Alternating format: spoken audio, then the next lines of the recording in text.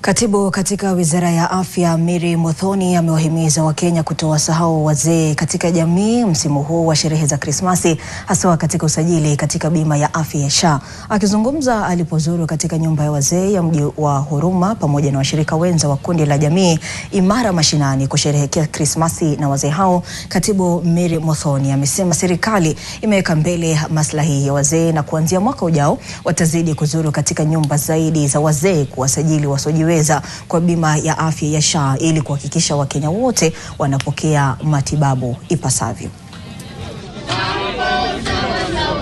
Na tumekuja kusherehekea na nyinyi hii siku kwa sababu tunawapenda kama wazazi wetu.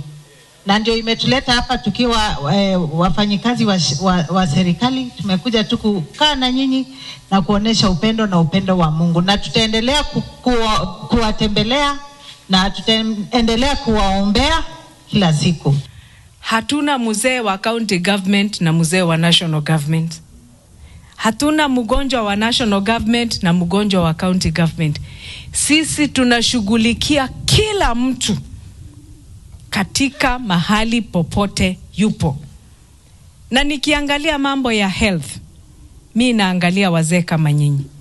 Sitaki tukue na wazee hapa na hawashughulikiwi mambo ya afya. Si ndio?